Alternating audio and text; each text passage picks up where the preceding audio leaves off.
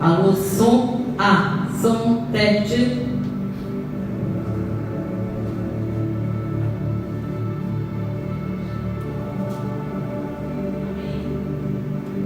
Boa noite, a paz do Senhor. Vamos nos concentrar, né?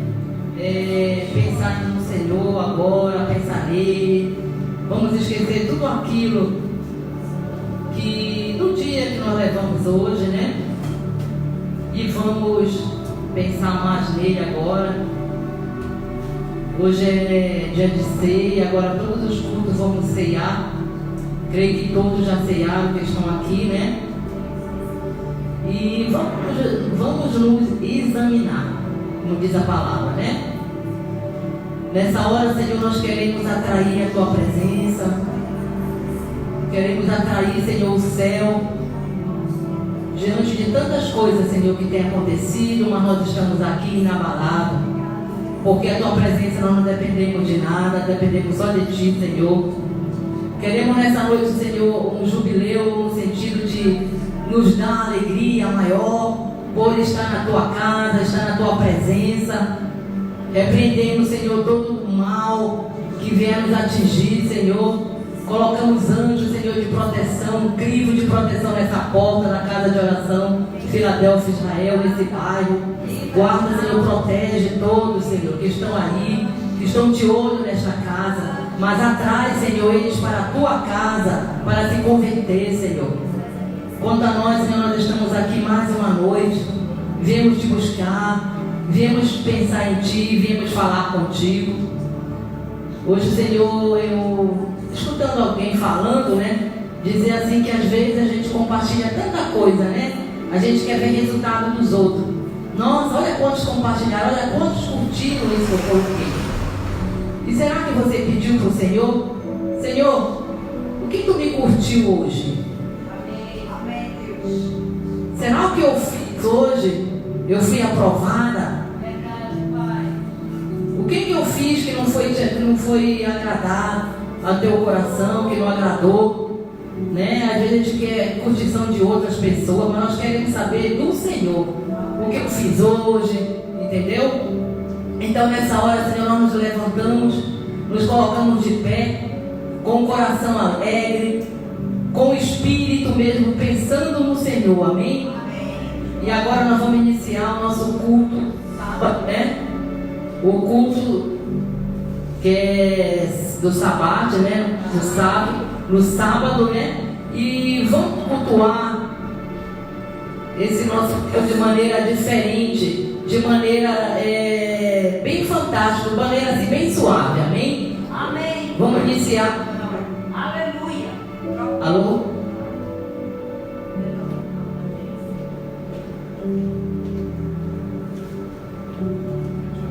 Amém? Alô? Alô? Som?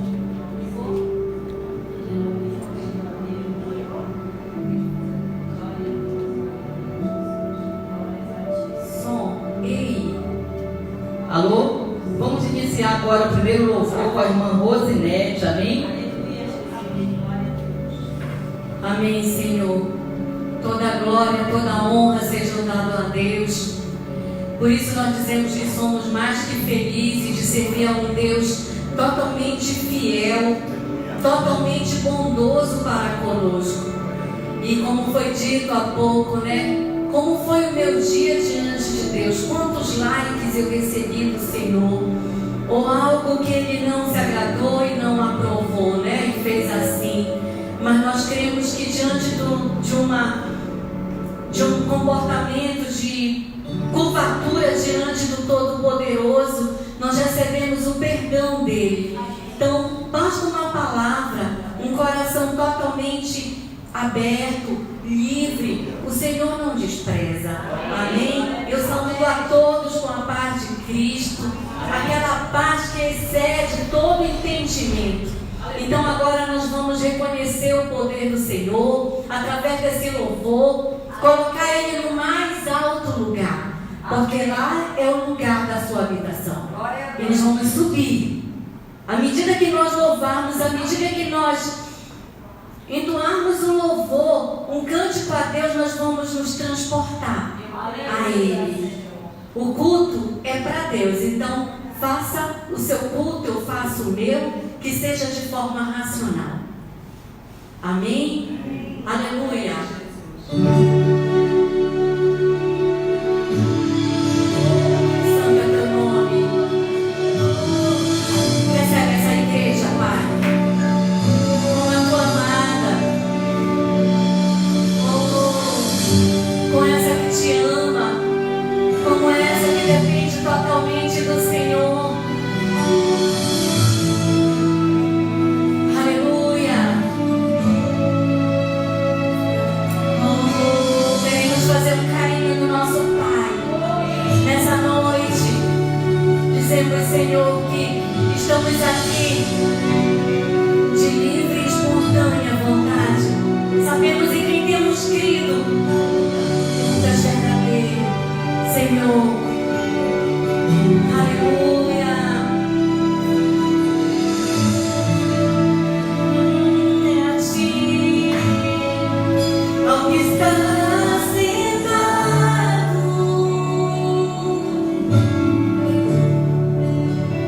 no trono, seja o poder.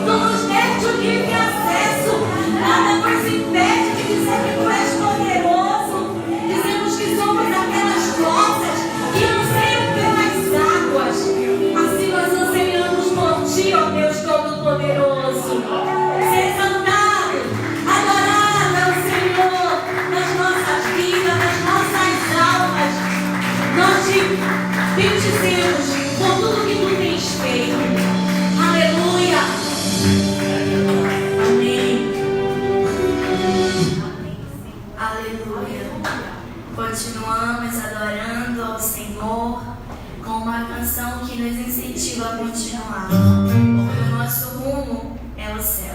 Amém? Aleluia, louvado seja Deus, aleluia. Uhul.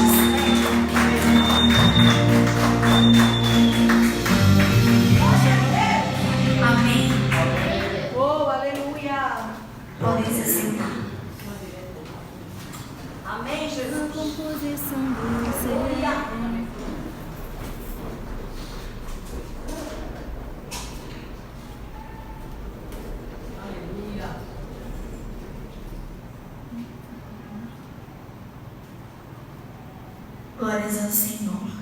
Amém. Vamos esperar a mudança de fase. Amém. Mudança de fases. Baixa um pouquinho, ok?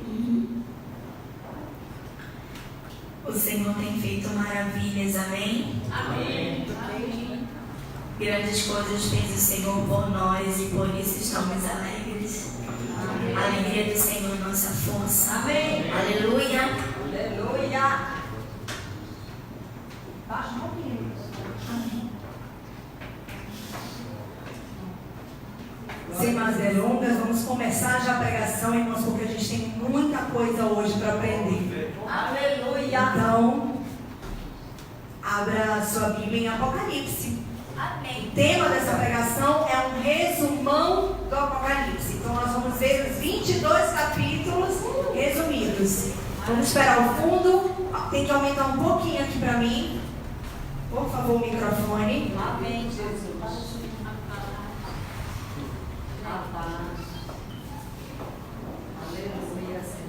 Um pouquinho mais aqui pra frente. Isso, todo mundo. Isaías, vem um pouquinho mais pra frente. Aqui, tá bom aqui. Vai pulando. Isso, vem pra ficar legal lá no YouTube. Estamos ao vivo pelo Facebook, Instagram e estamos gravando para o meu canal do YouTube. Hoje com o Márcio ali à frente da gravação, tá bom?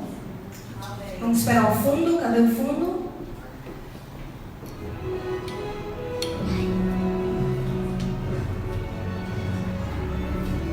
Abençoe essa noite, Senhor, mais ainda. Receba os louvores que forem entoados. Senhor, transforma a nossa mente para receber tudo que vem de Ti, conforme a Tua boa, perfeita e agradável vontade, Pai. Tu és Jesus Cristo, o Filho de Deus, aquele que ressuscitou dentre os mortos e reina para sempre.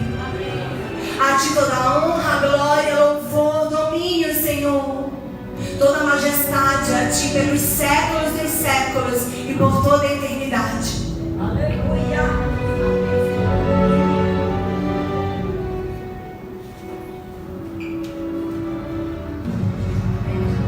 Tudo ok aí, Márcio? Então, agora, vamos lá. O capítulo 1 de Apocalipse começa dizendo que Jesus irá mostrar aos seus servos as coisas que ocorrerão em breve. Tá bom? Então, vamos já pular para o verso 9. Apocalipse 1:9. Como é resumo, a gente vai pegar só o principal de cada capítulo. Então, no verso 9, João, ele faz uma confissão de onde recebeu a revelação. Tá bom? Quem é o anjo da igreja que recebeu o Apocalipse? João, tá bom? Então, quando fala o anjo da igreja em Éfeso, em Esmirna, em Pérgamo e em todo o Apocalipse, ele foi a pessoa que Jesus escolheu para entregar essa tremenda revelação. E diz assim no verso 9: eu, João, irmão e companheiro de vocês no sofrimento, no reino e na perseverança em Jesus, estava na ilha de Pátimos por causa da palavra de Deus e do testemunho de Jesus. Então ele estava exilado, ele estava preso em Pátimos, uma ilha ali pelos arredores da Grécia. Amém, meus queridos irmãos? E ali naquele tempo de exílio, de sofrimento, de solidão, o Senhor Jesus se manifestou a ele e disse sobre as coisas que ocorreriam em breve. Isso há mais de 2000 anos atrás. Eu quero que você tenha na sua mente nessa noite o seguinte: todo aquele que não é judeu é gentil. Amém? Amém. Então você tem que dividir o seu pensamento nessa linha para entender todo o resto.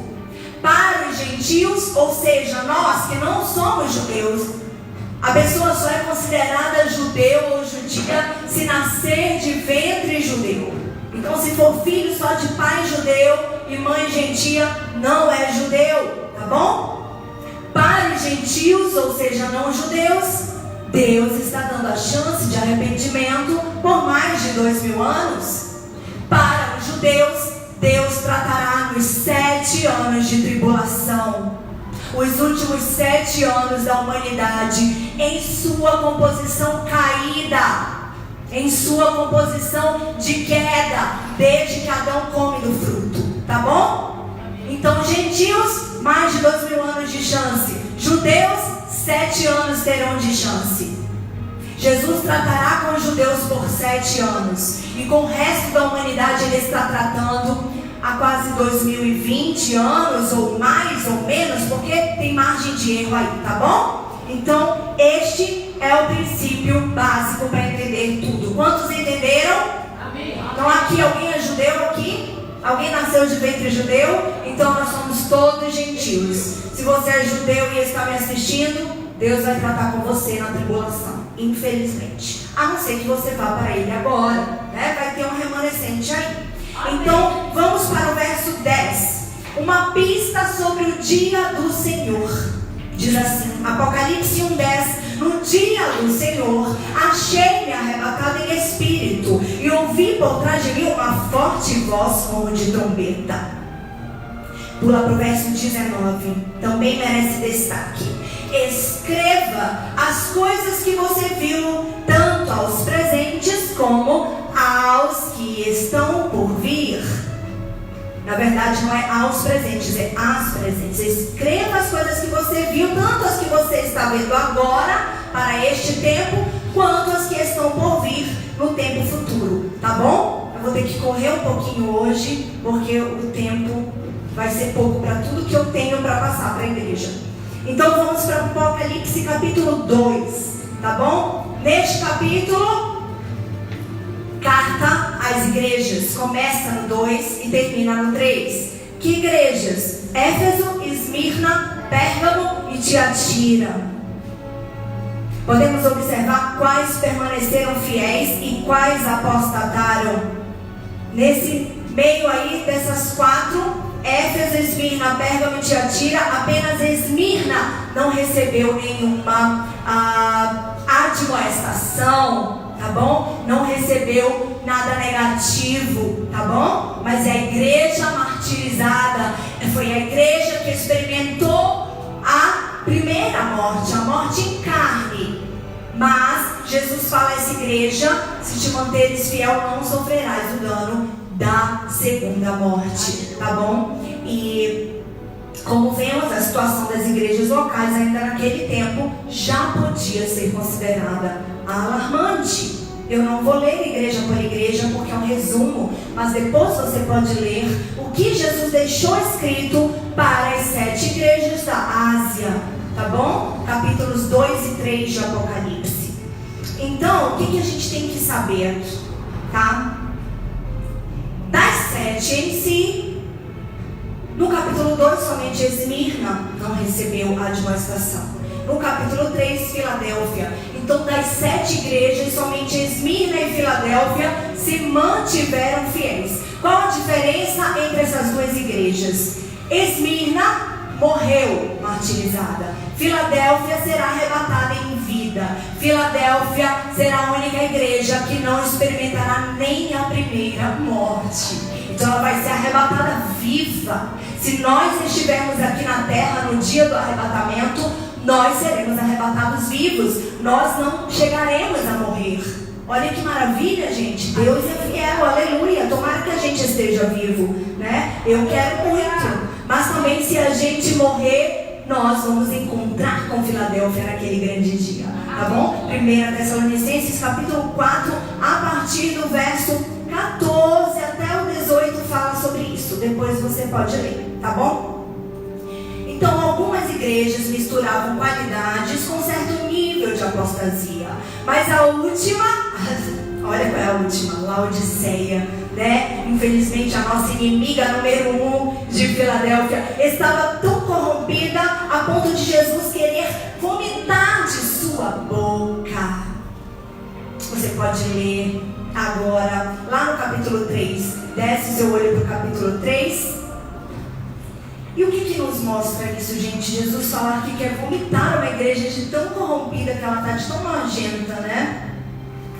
que o fato de uma igreja local ter sido fundada por um apóstolo ou discípulo não implica em uma incondicional fidelidade, como se fosse infalível e livre da possibilidade de apostasia, muito pelo contrário. Então, o que significa essa observação, meus amados irmãos? Laodiceia foi fundada por apóstolos realmente que caminharam com Cristo, que estavam ali, ou que ouviram falar do que Jesus tinha feito em sua vida em carne, porém apostataram. Por quê? Nós temos livre-arbítrio. Muitos de nós podemos começar ungidos, bem no chamado, no propósito, e no meio do caminho nos corromper por N fatores. Amém? Quantos estão entendendo? Glória a Deus. Lá no capítulo 3, carta às igrejas de Sardes, Filadélfia e Laodiceia. Detalhe importante, essas 3 igrejas estão na terra agora. Então vai haver uma triagem com o arrebatamento e a tribulação para essas 3 igrejas, tá bom? Filadélfia sobe no arrebatamento. Sardes e Laodiceia ficam na tribulação. Alguns de Sardes se salvarão. Morrerão como mártires na tribulação, mas não aceitarão a marca da besta. E por isso subirão ainda, né? Encontrarão depois, né, para o milênio com Filadélfia. E Laodiceia é a igreja que muito provavelmente vai aceitar a marca da besta. Quem aqui assistiu a novela Apocalipse da Record? Então lá a gente via uma personagem, lembra dela, a Laodiceia? Eu não lembro qual é o nome da atriz. Ela era aquelas fervorosas de igreja. Sabe aquelas irmãzinhas do coque? Ela era casada com um pastor. Ela estava na direção de um monte de coisa na igreja local. E aí veio o arrebatamento, ela não subiu.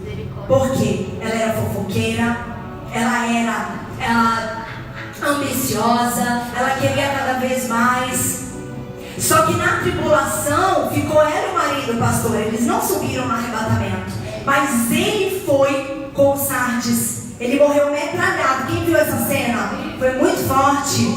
Pastor Jonas, quem lembra? Ele morreu metralhado, gente, pelo anticristo. Só que ela ficou com medo. Na hora que foi para ela ser martirizada, ela negou o nome de Jesus. Ela recebeu a marca e foi direto para a condenação eterna. Então, fala bem disso aqui. Laodiceia é uma igreja ambiciosa. Laodiceia é uma igreja que quer cada vez mais. Laodiceia é uma igreja que se diz rica e de nada ter falta, mas para Deus está cega, nua e pobre. Jesus convida ela a ceiar com ele. Jesus diz: eis que estou à porta e bato. Ele bate no coração dos que estão em Laodiceia, e aos que abrirem essa porta ainda cearão com ele. Muitos pós-tribulacionistas dizem que existe contradição quando a gente fala que o pessoal que vai ficar na tribulação não participará das bodas do Cordeiro. Porém, o Senhor me deu uma revelação a respeito disso. Deus me disse assim: filha, você sabe, numa festa, até de casamento, existem aqueles que chegam primeiro e por isso aproveitam mais coisas da festa, e os que chegam por último. Então assim serão os mártires que virão da tribulação. Eles ainda cearão com o Senhor nas bodas, porém pegarão o final. Tá bom, meus amados? E no verso 10 de Apocalipse 3, abra sua Bíblia agora em Apocalipse 3:10. O versículo preferido de nós pré-tribulacionistas. Acredito que aqui só tem pré. Quem acha que a igreja passa os 7 anos de tribulação? Quem acha aqui que a igreja verdadeira passa? Ninguém, graças a Deus. Quem acha que a igreja será arrebatada antes dos 7 anos? Amém, ô glória. Aleluia, então somos todos prés, glórias a Deus. E diz assim: visto que você guardou a minha palavra de exaltação à perseverança, Filadélfia, eu também aguardarei da hora da provação que está para vir sobre todo o mundo, para pôr à prova os que habitam na terra. Essa provação são os 7 anos de tribulação. Então aí está a prova viva, só não vê quem não quer. E pasmem, muitos fazem questão de ser cegos para este versículo e até nos chamam de loucos. que interpretamos errado? Bom, só vai ter um jeito de saber naquele grande dia, não é, amados? Se a gente subir, eles que estavam errados. Se a gente ficar, eles que estavam certos. Vamos para Apocalipse 4.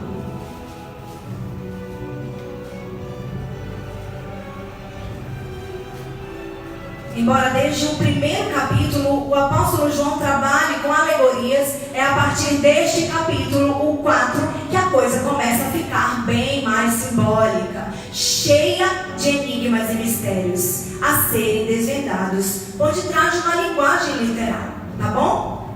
Alguns identificam os 4 seres viventes, vamos lá, como sendo os 4 evangelhos. Então, no capítulo 4 de Apocalipse, fala dos 4 seres viventes, certo? Alguns identificam como os 4 evangelhos, quais são? Mateus, Marcos, Lucas e João, tá bom? Mateus, o anjo, Marcos, o leão, Lucas, o touro e João, a águia. E o apóstolo João ainda nos fala dos 24 anciãos, lá no verso 10 de Apocalipse 4. Número 24 na numerologia hebraica, 12 mais 12. 12, número das tribos de Israel, amém? E também o número de apóstolos. Pode representar 2 alianças ou pactos de Deus para com a humanidade. A antiga aliança, Torá, Velho Testamento, com Israel, com os judeus. E a nova aliança, Novo Testamento, com a igreja. Amém? Amém. Quando vocês estão gostando, dê um aleluia aí. Ajuda que hoje vai ser, gente, eu preciso de vocês aqui. Vamos lá. Então, João também fala dos 7 Espíritos de Deus, verso 5 de Apocalipse 4, que também é simbólico e não pode ser de modo algum confundido com o Espírito Santo, tá bom?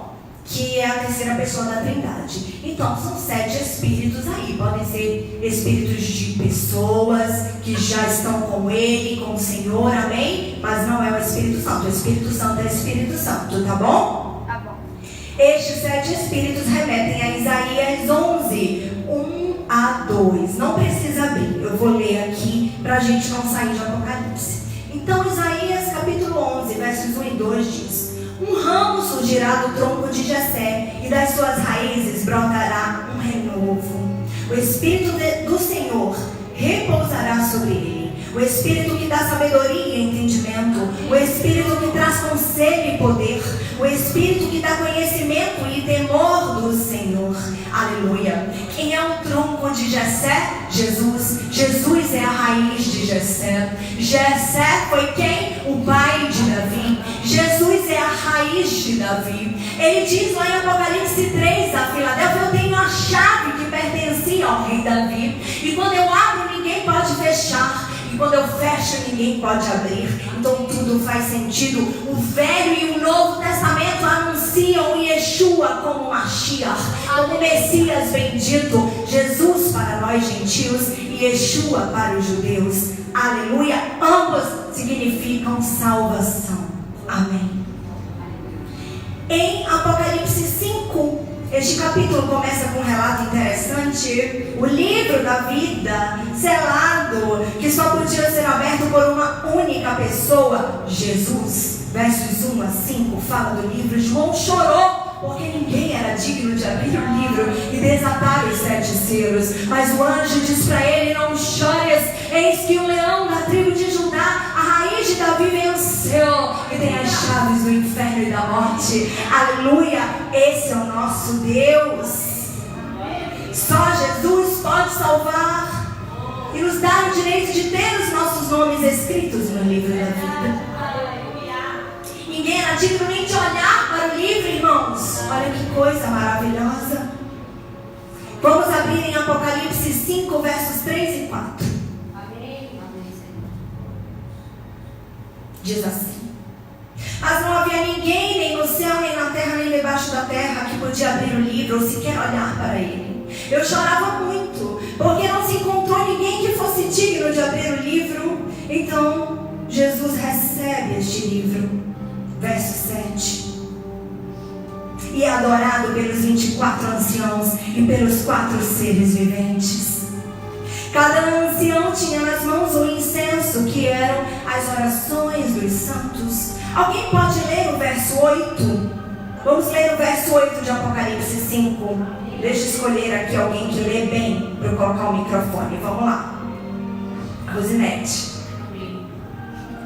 E quando tornou o livro, os 4 seres viventes e os 24 anciãos prostraram-se diante do Cordeiro, tendo cada um deles uma harpa e taças de ouro cheias de incenso, que são as orações dos santos. Aleluia.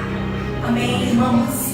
Então as nossas orações e as dos que já foram para diante de Deus sobem como incenso suave, são coletadas e naquele grande dia terá recompensa. Obrigada, Senhor, por tão grande revelação aos teus pequeninos. Vamos para Apocalipse 6. Deste capítulo em diante, seguem-se os 7 selos, as 7 trombetas e as 7 taças. Cada uma delas tem um significado especial no contexto da grande tribulação. Então, até o 5, arrebatamento. Já foi. Tá bom? Do 6 em diante, começa o que Jesus deixou escrito aos que ficarem. É para nós? Não, mas a gente tem que saber, tem. Porque a gente tem que pregar agora na terra para que o mínimo de pessoas possíveis fique aqui. Amém. E passe esse grande tormento, como Jesus fala, Filadélfia, em Apocalipse 3:10. Assim como ele vai livrar Filadélfia, ele tem que livrar o máximo de gente. Amém. Porém, precisa abrir o coração, tá bom? Então, vamos pular para o 7. É tudo resumo aí, tá? No início deste capítulo, vemos 4 anjos retendo os 4 ventos. O que são os 4 ventos? Sinal de destruição. Até que os servos de Deus fossem selados. É aí que entra a figura dos 144.000 selados, né? Dizem que são os judeus. Na novela Apocalipse eram os judeus. Na hora que houve o arrebatamento, já desceu o selo sobre os 144.000 judeus. Na novela, tá bom? Essa novela, irmãos, ela está disponível no Play Plus, que é uma plataforma paga da Record. Então, se você quiser assistir, baixa, é barato, acho que é R$19,90 por mês. Vale muito a pena, tá bom? Essa novela, ela clareou muito a minha mente, o meu coração sobre o Apocalipse. Eu recomendo, ela foi muito fiel à Bíblia. E é claro que sendo fiel ao arrebatamento ocorreu antes da tribulação, tá bom? Então, quando João pergunta quem são eles, vai lá para Apocalipse 7:14, vamos abrir. Amém. João pergunta quem são e o anjo responde aqui, Apocalipse 7, verso 14. Estes são os que vieram da grande tribulação e lavaram suas vestes, branqueando-as no sangue do Cordeiro. Em outras palavras, os 144.000 representam a totalidade dos judeus que estarão na grande tribulação e que serão protegidos espiritualmente por Deus em meio a este terrível tempo. Tudo que eu acabei de falar. João vê aqui também um quadro futuro. Vamos para os versos 15 ao 17 de Apocalipse 7. O anjo lhe diz: eles estão diante do trono de Deus e o servem dia e noite em seu santuário. E aquele que está sentado no trono estenderá sobre eles o seu tabernáculo. Nunca mais terão fome, nunca mais terão sede. Não cairá sobre eles sol algum ou calor abrasador, pois o Cordeiro que está no centro do trono será o seu pastor. Jesus acolhe 144.000 e eles glorificam ao seu Mashiach, que rejeitaram durante muitas gerações. Eles guiará as fontes de água viva e Deus enxugará dos seus olhos toda lágrima. Então, amém. Sabemos que este momento em que Deus enxugará essas lágrimas ocorre após a criação dos novos céus e nova terra, ou seja, milênio, reino milenar. No término do milênio, que está lá, a gente vai ver em Apocalipse 21, tá? E também a linguagem sobre Deus fazer o seu tabernáculo entre os homens. Jesus é o tabernáculo de Deus, tá? O que era o tabernáculo? Era a tenda em que os judeus habitavam.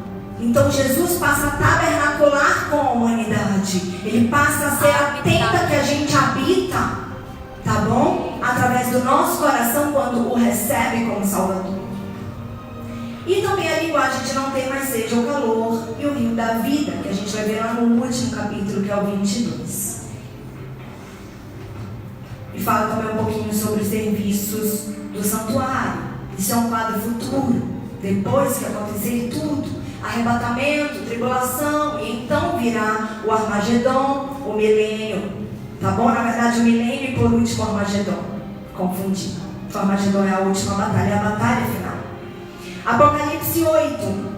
Um anjo traz um incensário de ouro com as orações dos santos. Orações essas que subiram à presença de Deus. Versos 3 e 4 de Apocalipse 8. Assim começa a segunda fase, a das 7 trombetas. Deixa aí aberto no capítulo 8, tá bom? Então vem aí a fase mais tensa da grande tribulação. Nós, graças a Deus, estaremos numa nice lá nas bodas, né, irmãs?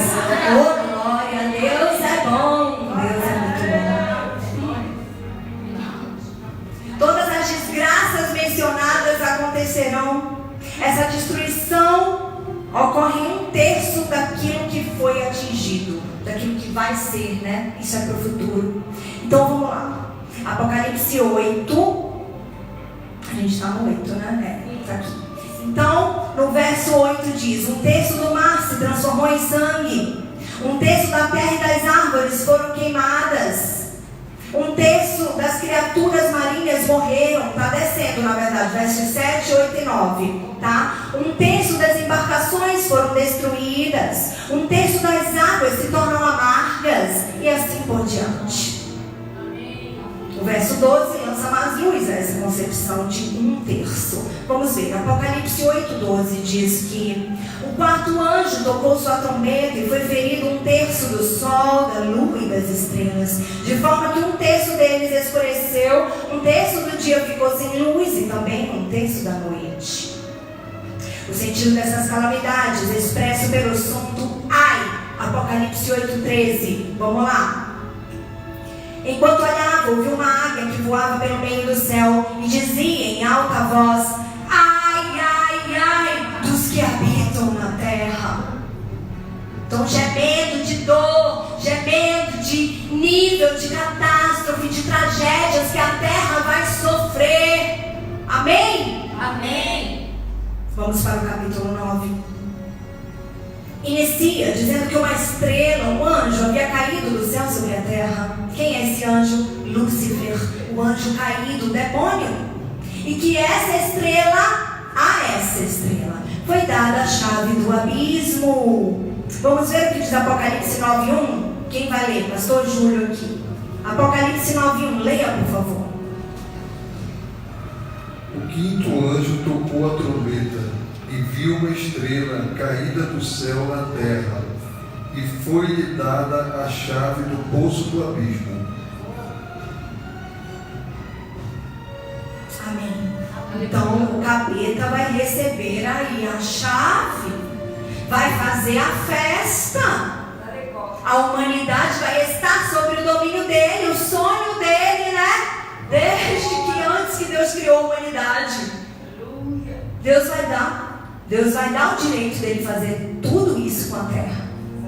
Porém, vai poupar os seus. Amém? Amém? O nosso livre-arbítrio não toca. É verdade.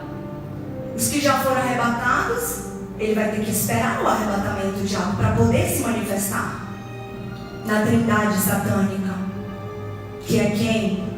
Satanás, anticristo e falso profeta.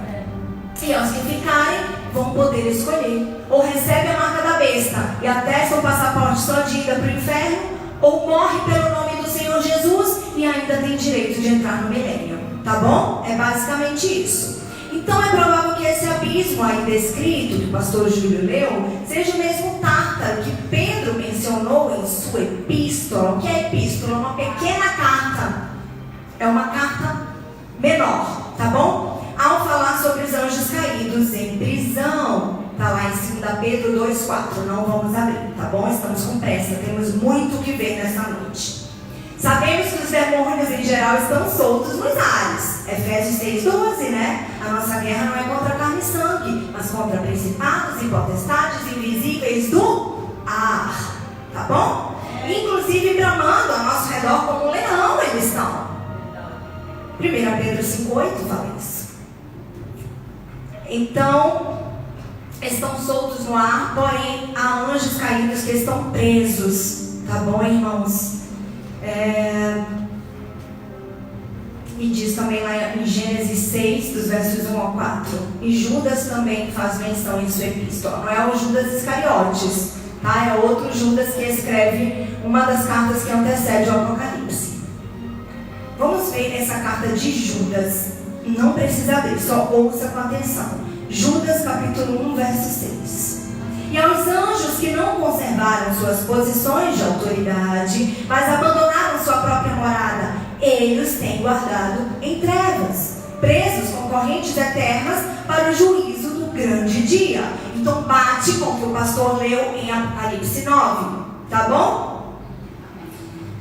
Então eles estão presos no abismo, tá bom? Porque se eles estivessem no ar, eles iam causar uma destruição tremenda agora.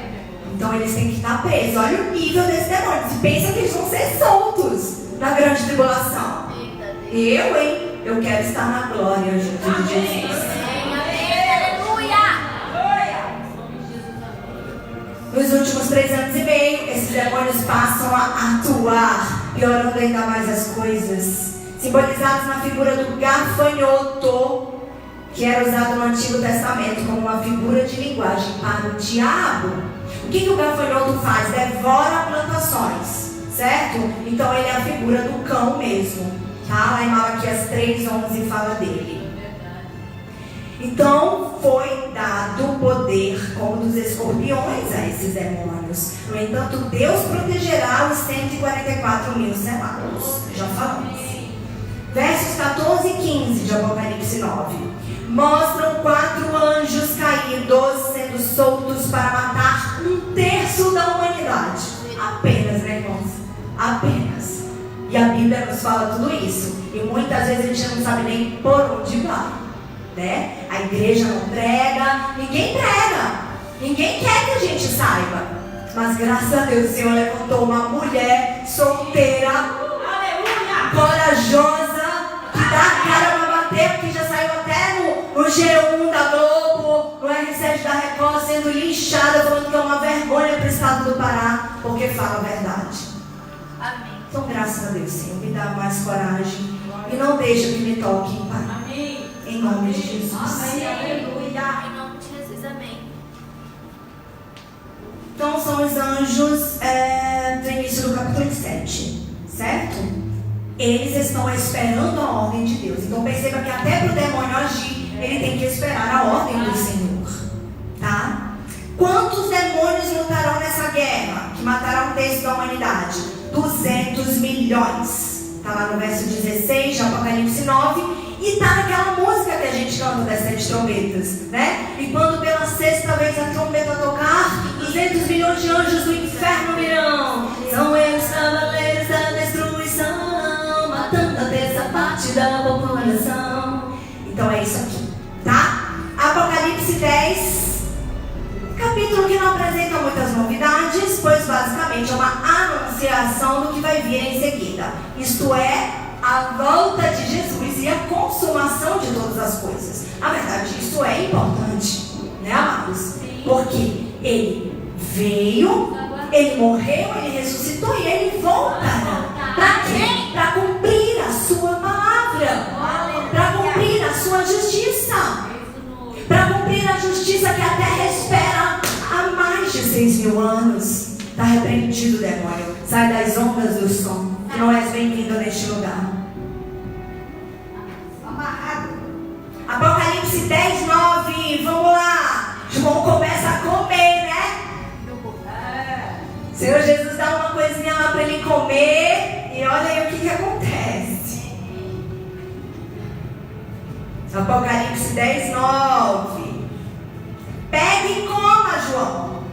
Ele será amargo em seu estômago, mas em sua boca será doce como mel. Aleluia. O que é esse sabor doce? A aparência de uma coisa boa e agradável. E o sabor amargo? O conteúdo real deste sistema maligno que traz sofrimento aos homens.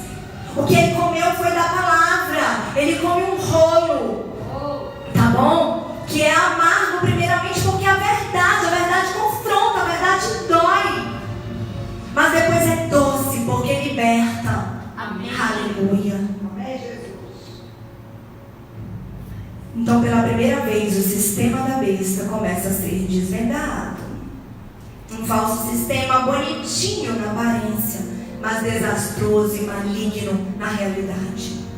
Então começa aí o império da besta. Vamos para o capítulo 11.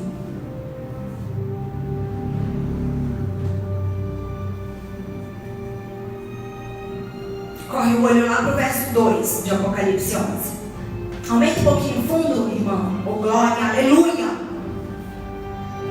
No verso 2, João afirma que os gentios pisariam a cidade santa durante 3 anos e meio, que é a segunda metade da tribulação. O que significa que nesta segunda parte da guerra, Israel será invadido.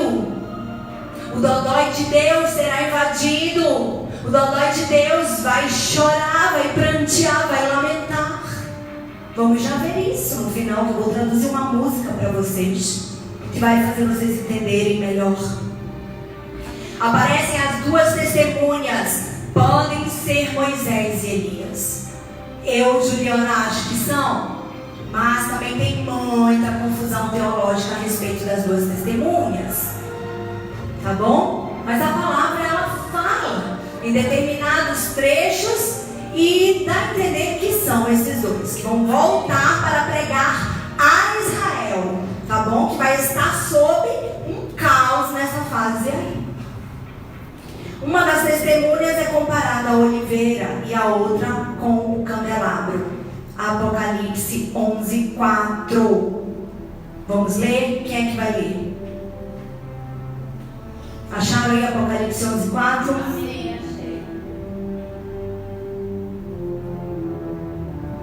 Edmar, leia por favor. Estas são as duas oliveiras e os dois candeeiros que estão diante do Senhor da terra.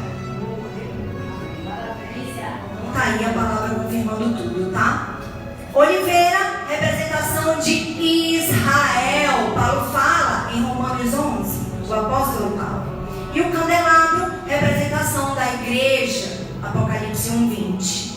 Significa que mesmo durante toda a grande tribulação, os remanescentes de Sardes, Laodiceia e Israel estarão testemunhando de Deus aqui na terra. Amém. Aleluia. Paulo fala que nos últimos dias haverá um avivamento em Israel, de modo que a plenitude dos israelitas será salva. Também em Romanos 11. Além da pregação aqui na terra, João sinaliza de forma alegórica os sinais que acompanhariam os que creem. Então diz que a besta os mataria, que é uma figura da igreja de Israel tendo muitos mártires neste período da tribulação, que é reprisado lá em Apocalipse 13, já vamos chegar. Os seguidores do sistema da besta festejarão essas mortes. Apocalipse 11:10. Vamos lá, Pedro, lê aqui pra gente. Apocalipse 11, verso 10.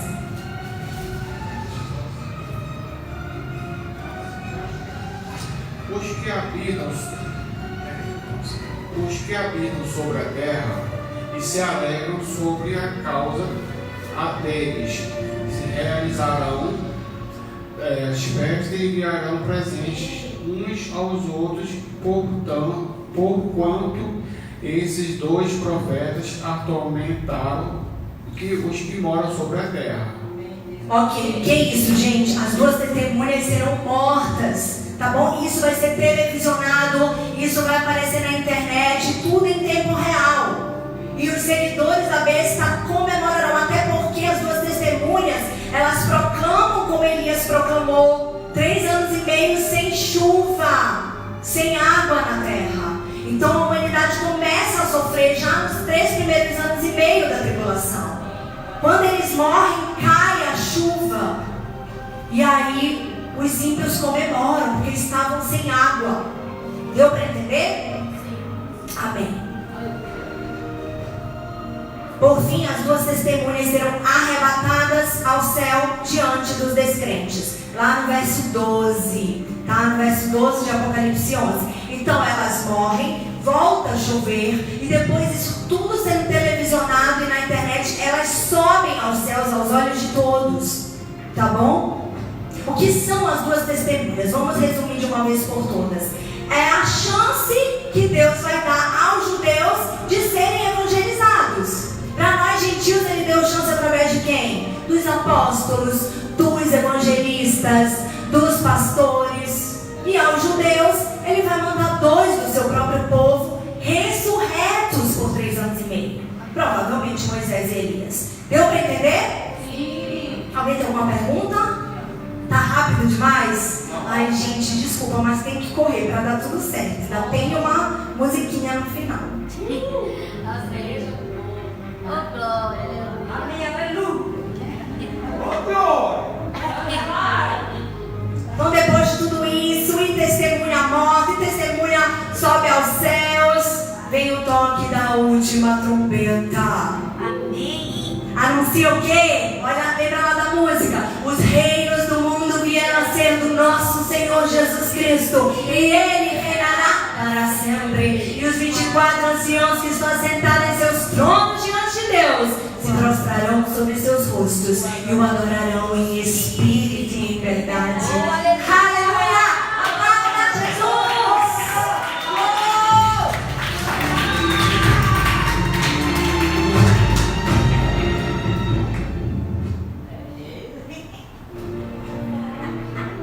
Já no verso 17 de Apocalipse 11 começa a falar do milênio. João abre um parêntese para tratar de outros acontecimentos que ocorreram antes deste tempo. Vamos para Apocalipse 12. Já pegamos várias vezes aqui, teve um culto temático só sobre Apocalipse 12. Quem não se lembra da mulher vestida de sol, com a lua debaixo dos pés e uma coroa de 12 estrelas na cabeça? Então, quem é essa mulher? Israel. Isso dá muita confusão também entre os teólogos. Eles insistem que a mulher é a igreja. Irmãos, a mulher não é a igreja. Tanto que o ventre é feminino. Tipologiza isso. É como eu falei, se o meu pai fosse judeu e a minha mãe cristã, eu não seria judia. Somente se eu tivesse nascido de mulher judia. Então a mulher é Israel. Deus trata muito de Israel como uma mulher. Quem não se lembra de Olá e Olibá? Lá em Jeremias 23, se eu não me engano, que fala das duas filhas amadas dele que se corromperam, né, com os soldados assírios, compara elas até a prostitutas. Israel é sempre tratada no feminino por Deus. Vamos descobrir isso? Apocalipse 12:1. Aumenta aí o suspense, aumenta aí o suspense. Apareceu no céu um sinal extraordinário. Em outras linguagens, um grande sinal no céu. Uma mulher vestida de sol, com a lua debaixo dos seus pés e uma coroa de 12 estrelas sobre a cabeça. Sabe onde mais tem um relato do sol, lua e 12 estrelas? Gênesis 37:9. Esse vale a pena a gente ler, gente. Só que não era legal tirar. Deixa sua Bíblia marcada lá em Apocalipse 12 e vai para o Gênesis 37:9. É importante. Relata um sonho de José que nos dá a chave que a mulher é Israel. Uma aguinha aqui para mim, por favor, que eu estou falando muito rápido.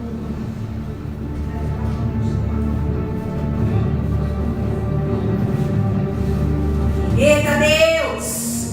O pessoal aí na internet está gostando, hein? Manda aí comentários. Thalita, lê aí pra mim. Gênesis 37, verso 9. Olha aí o cavaleiro. Cavaleiro descendo aí. Na sua segunda vinda.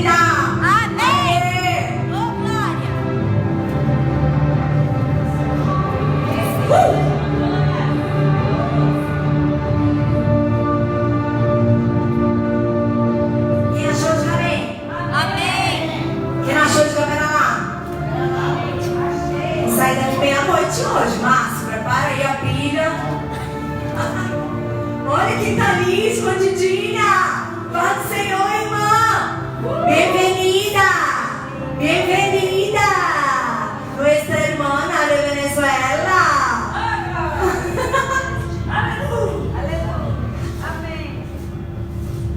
Vamos lá, vou começar aqui no tempinho. Então José teve outro sonho e contou aos seus irmãos, dizendo: tive ainda outro sonho, e eis que o sol, a lua e 11 estrelas se inclinavam a mim. Fala 11 aí, né? Onde você está, 11 ou 12?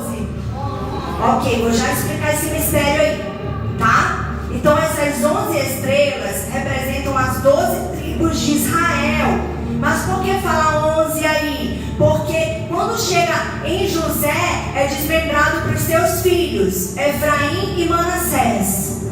Então fica 12, certo? José é representado pelos filhos. Entenderam?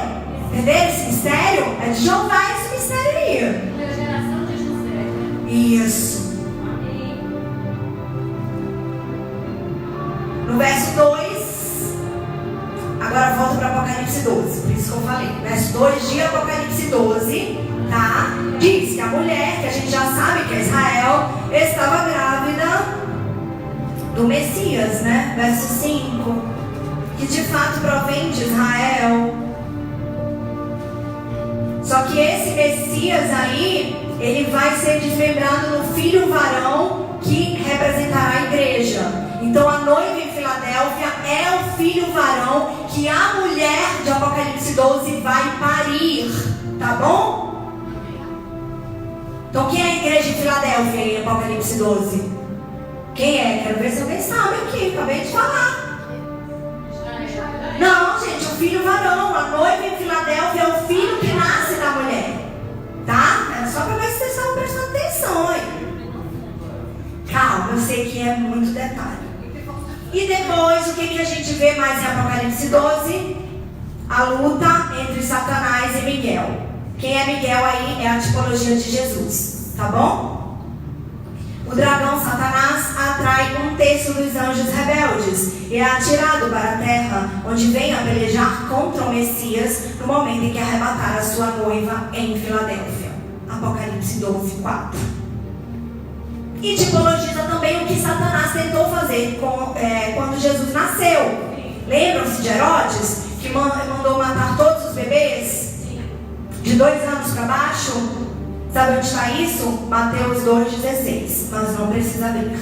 Relato segue mostrando tirada com fúria da igreja, ou seja, arrebatamento e a fuga da mulher para o deserto. A mulher foge para o deserto. Alguns historiadores dizem que é em Petra, na Jordânia. É uma cidade fantasma. Eu já estive lá. E em nome de Jesus eu vou voltar lá. Amém. Amém. Antes do arrebatamento, para gravar conteúdo para vocês. Em nome de Jesus, Deus está providenciando essa viagem. Eu creio, meu Deus. Com todo mundo junto. Amém. Aleluia. Amém. Começa a receber, igreja.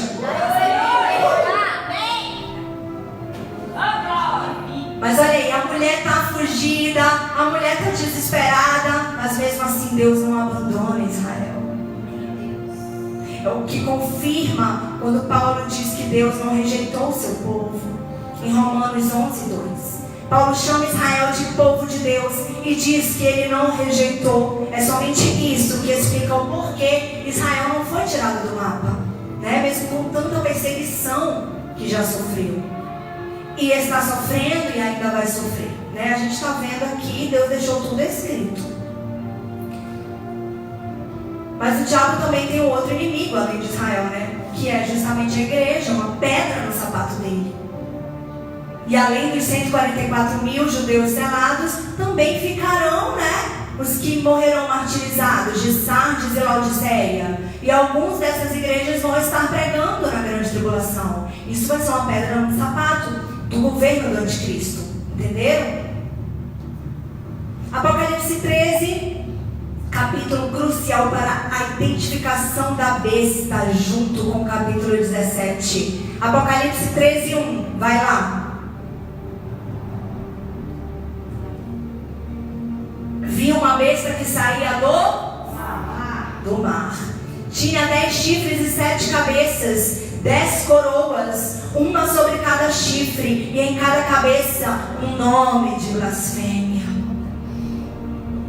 Vamos lá para as 7 cabeças? Olha aqui para mim. Egito, Síria, Babilônia, Medo-Persa, Grécia, Roma e o 7º, o Império da Besta, o governo do Anticristo. 6 reinos já passaram, já caíram. Quem não se lembra da queda de Roma, 70 DC, Jesus disse lá em Mateus 24, tô achando o máximo que o templo é, pois em verdade eu digo, não ficará pedra sobre pedra. E se cumpriu. Então falta o 7º vir. Quem está faltando para o 7º império? Que é o do Anticristo. A igreja será arrebatada. Tá bom? João começa a descrever a besta a partir do verso 2 de Apocalipse 13. A besta que vi era semelhante a um leopardo, mas tinha pés como de urso e boca como a de leão. O dragão deu à besta o seu poder, seu trono e grande autoridade. Eu estou em Apocalipse 13, verso 2. Amém? Amém. Então a besta não vem com boa aparência. Nos primeiros 3 anos e meio vai aparecer o Messias. Israel vai adorar lá em Mashiach. Aleluia! Mal sabem, né? Quando disserem paz e segurança, quando estiverem lá bonitinhos no 3º templo, que eles tanto sonham, virá repentina destruição. E essa besta, João diz que ela parecia ter sofrido uma ferida mortal. Vai lá para Apocalipse 13, dos versos 1 ao 3, já vimos, né? Besta que saia do mar, tinha 7 chifres, 7 cabeças. Eita, eu tô falando tudo errado. Tinha 10 chifres e 7 cabeças, perdão. 10 coroas, uma sobre cada chifre e em cada cabeça um nome de blasfêmia.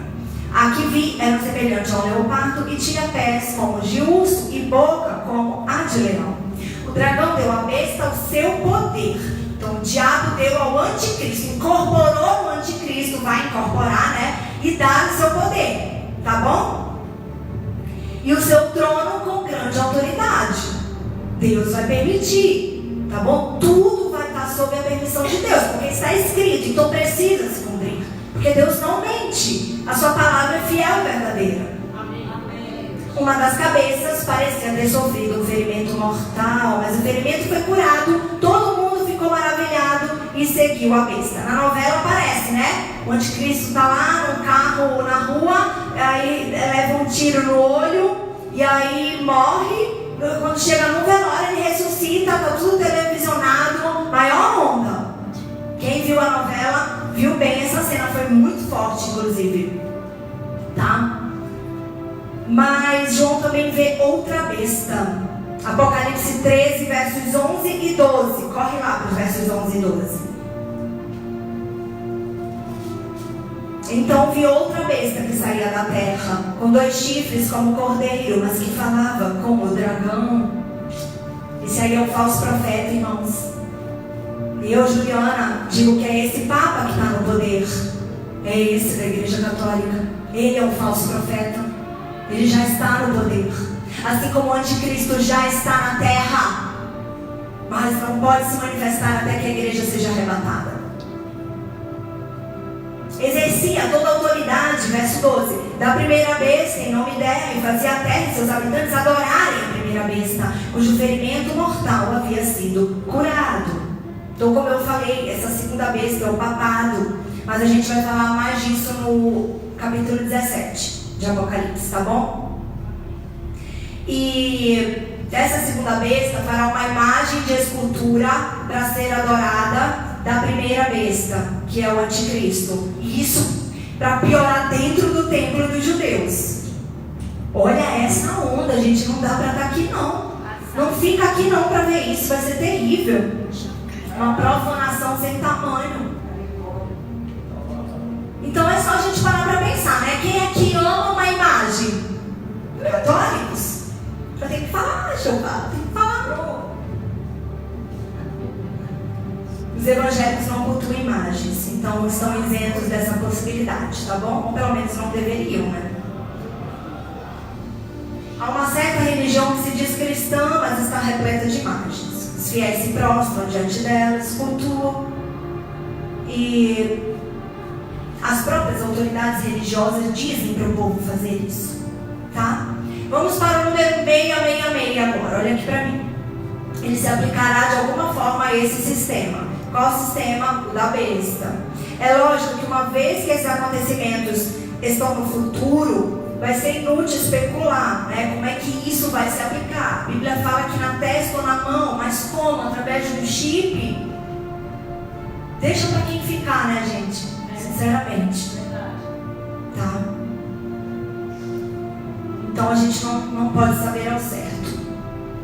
Se o Apocalipse fosse hoje, e eu acho que nós estamos no Apocalipse, nós estamos no fim, seria um chip. Então é mais provável que o 666 seja um chip.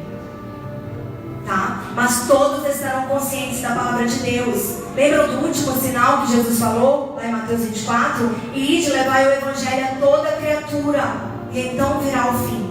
Então isso já está cumprido, gente, está chegando. Alguns povoados que faltam chegar, está chegando agora, nesse momento. Em alguns povoados na Ásia é dia já. Aqui é noite, lá está chegando o missionário, lá está chegando o evangelho. Ninguém vai poder dizer que não foi avisado. Tá bom? Vamos lá para Apocalipse 14. Não precisa nem abrir. Eu vou fazer um resumão do 14. O que fala? Dos que não se contaminaram com o sistema da besta. E há mais prenúncio da segunda vinda e do juízo. Então os que vão morrer pelo nome de Jesus, tá? Os mártires. No 15, uma introdução às 7 últimas pragas que estariam por vir, tá bom?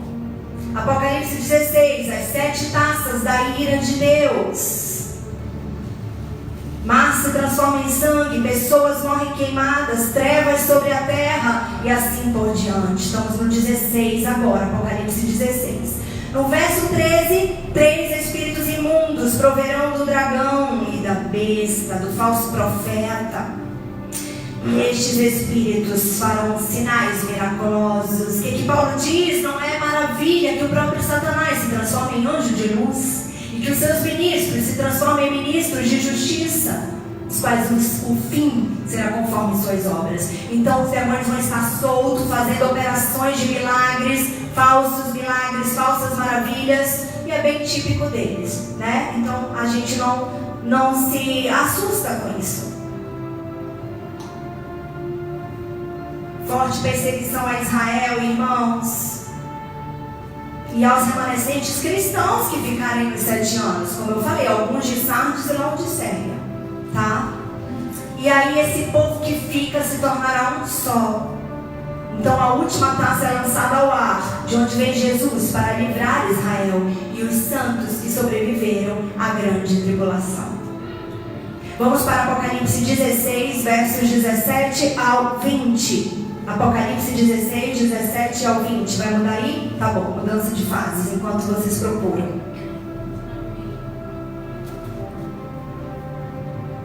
Tá acabando. Glória a Jesus, obrigado por me dar graça.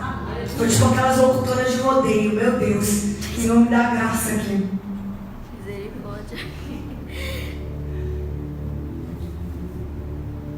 Ok? Ok. Então diz assim, Apocalipse 16, versos 17 ao 20. O 7º anjo derramou sua taça no ar, e do santuário saiu uma voz forte que vinha do trono, dizendo: está feito. Houve então relâmpagos, vozes, trovões e um forte terremoto. Nunca havia ocorrido um terremoto tão forte como esse desde que o homem existe sobre a terra. A grande cidade, qual é? Jerusalém, foi fracionada em 3 partes, e as cidades das nações se desmoronaram. Deus lembrou-se da grande Babilônia e lhe deu o cálice do furor da sua ira. Todas as ilhas fugiram e as montanhas desapareceram. Então o anjo joga a última taça no ar e diz: está feito. Porque ali mesmo, nos ares, Jesus volta e acaba com toda a tribulação sobre a terra. Aplauda o nome dele. Ele é verdadeiramente o Salvador do mundo.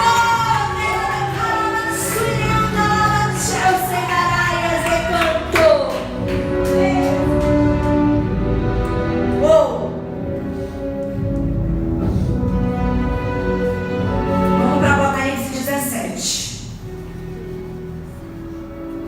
Capítulo que identifica a Babilônia espiritual mais claramente. Verso 1 diz o quê? Meu Deus, que ela é uma prostituta. A grande meretriz. A figura da prostituta está relacionada com o que, igreja? A apostasia. Quer dizer, gente que conhece a palavra, mas aposta, né? Hereges, né? Perverte tudo aquilo que está escrito. E a gente vê que nunca se usa o termo prostituta no Antigo Testamento para qualquer outra nação, mas apenas para Israel. Já falei de Alá e Olibá aqui, né? Judá e Samaria, Jerusalém e Samaria, perdão, as duas prostitutas. E por que somente Israel era chamado de prostituta? Porque eles conheciam a verdade. A apostasia é quando você conhece e escolhe pelo seu livre-arbítrio desobedecer. Amém? Você não está na ignorância. A prostituição espiritual envolve sempre alguém que esteve na fé, mas se desviou dela, o que eu acabei de falar, tá bom? Porém, no Apocalipse não estamos mais na antiga aliança, e sim na nova. Então a apostasia aqui não se refere mais a Israel, mas a quem? Infelizmente, meus irmãos católicos, eu amo muito vocês em Cristo. Vocês não têm culpa. Assim como os que estão em Laodiceia também não têm. Mas essa grande meretriz é a Igreja Católica. Quem tiver ouvidos para ouvir, ouça. Porque é o Espírito que diz nessa noite.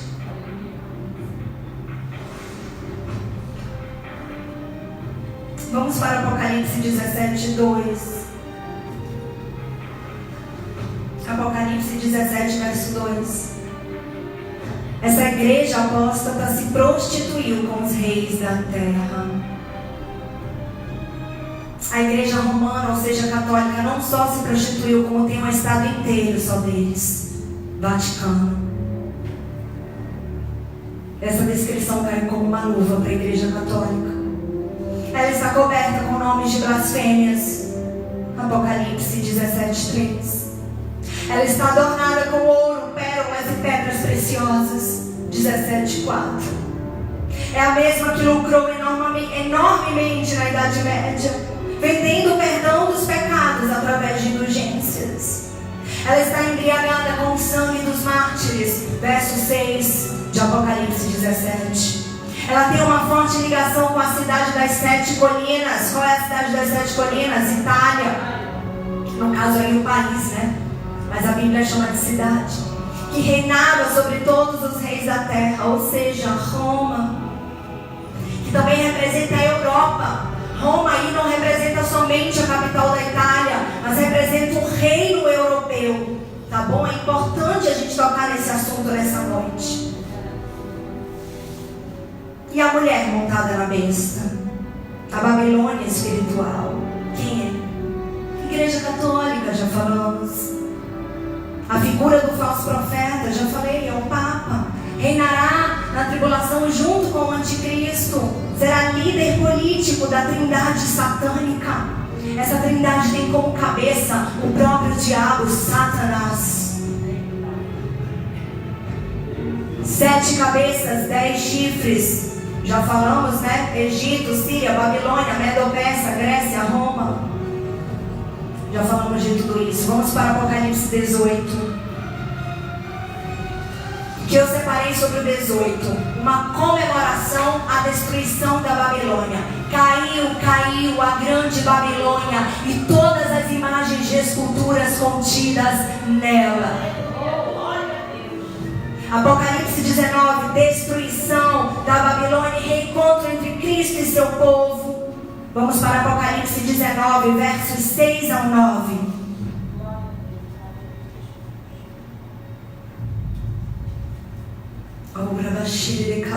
Senhor, me blinda de toda retaliação, Pai. Ninguém vai me tocar, Senhor, nem nessa igreja. Eu repreendo todos os demônios agora, em nome de Jesus. Amém. Aleluia. Glória a Deus. Capítulo 19, versos 6 ao 9 de Apocalipse. Ouvi como que a voz de uma grande multidão, e como a voz de muitas águas, e como a voz de grandes trovões, que dizia: Aleluia, pois já o Senhor Deus Todo-Poderoso reina.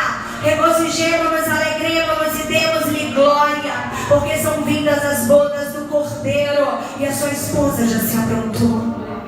Foi-lhe dado para vestir-se de linho fino, brilhante e puro. O linho fino são os atos dos justos, dos santos. E o anjo me disse: escreva, felizes os convidados para o banquete do casamento do Cordeiro. E acrescentou: essas são as palavras verdadeiras de Deus. Jesus e seu exército destroem os ímpios que haviam restado na terra, e ficam os santos do arrebatamento e da tribulação para a chegada do milênio. O que será o milênio? 1000 anos com Cristo governando a terra, Ele como presidente, nós não mais como carne, mas como seus reis e sacerdotes, governando junto com Ele como incorruptível.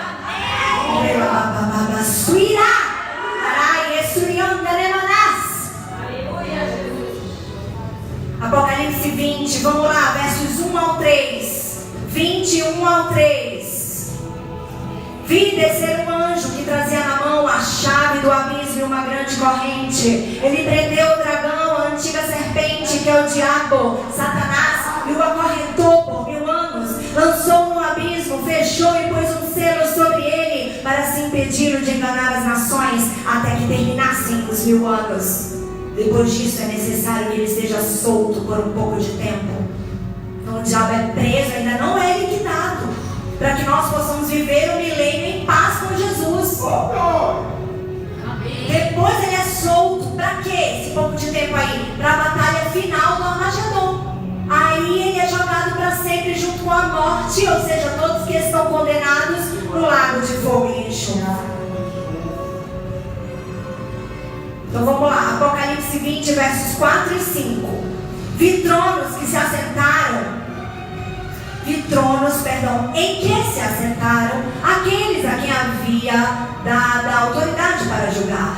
Vi as almas dos que foram decapitados por causa do testemunho de Jesus e da palavra de Deus.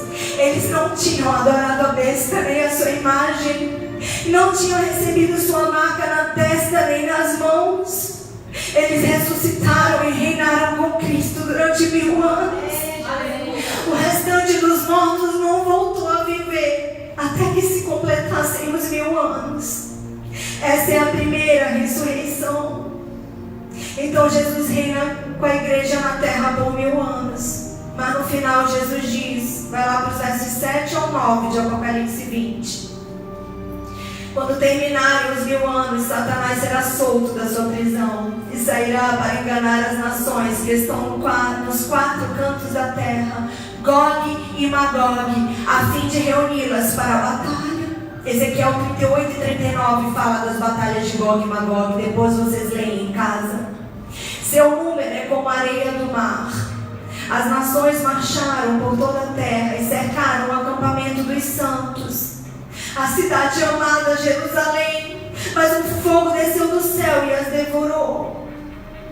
Ele vai quase estar destruindo Jerusalém, Israel, o diabo.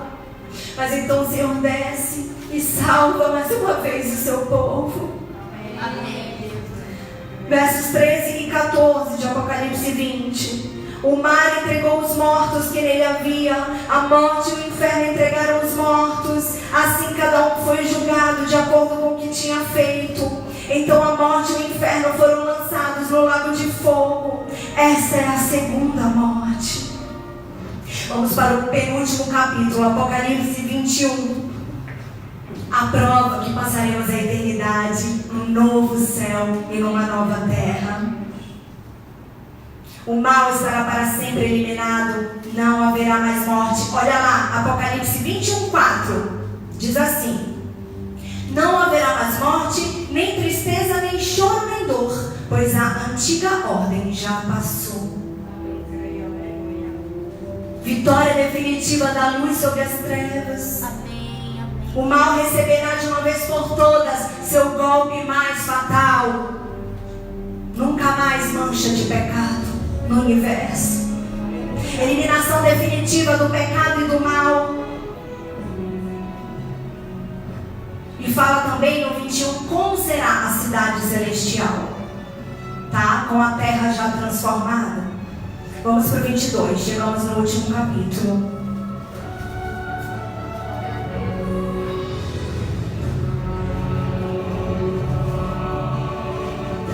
Amém, amém, aleluia. No verso 2 de Apocalipse 22, vemos a árvore da vida, a mesma que estava no jardim do Éden, que concederia imortalidade a Adão e Eva, caso eles não tivessem caído, né?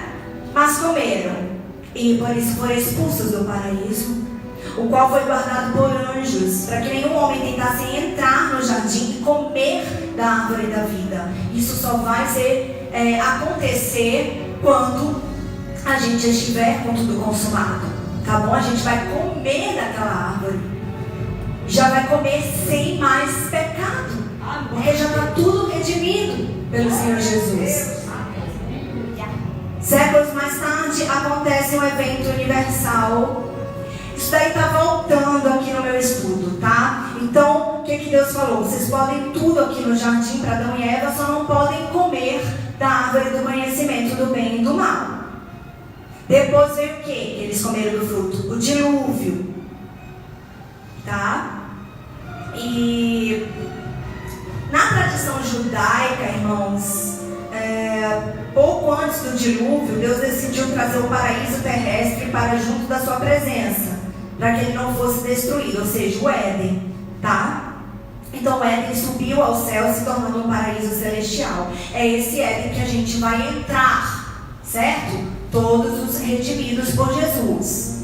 Então esse Éden descerá novamente à terra, quando a gente desfrutará de quê? Da imortalidade. Não morreremos. O que Deus falou a Adão e Eva? Se vocês comerem, vocês morrerão. Mas agora a gente já está redimido. Então a gente vai comer, vai provar deste Éden e não vai morrer. Amém. Nunca mais. Qual foi a promessa que Jesus nos deixou? A regeneração de todas as coisas. Elas voltarão para o seu devido lugar. Jesus vai retornar em poder e glória, ressuscitando os mortos e dando-lhes vida eterna. Assim, no mesmo lugar onde o primeiro Adão caiu, o segundo Adão reinará para todo sempre. Aleluia! Tira aqui, por favor. Glória a Deus. Invocamos a tua redenção nessa noite, Deus. Queremos descer contigo, Pai, no novo Éden incorruptível. Tu és o segundo Adão. Por um homem entrou o pecado no mundo, fique de pé.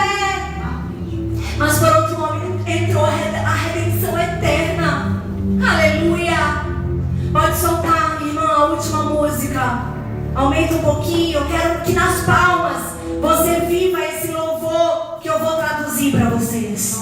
Tá bom? Ele está em inglês, mas eu vou traduzindo. Quero vocês nas palmas, tomando posse de cada palavra que diz. Amém? E assim nós vamos encerrar esta noite maravilhosa. Aumenta! Tela inteira!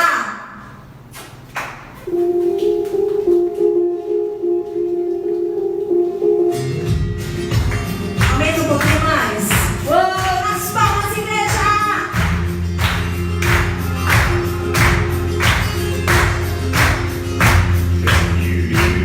Você pode ouvir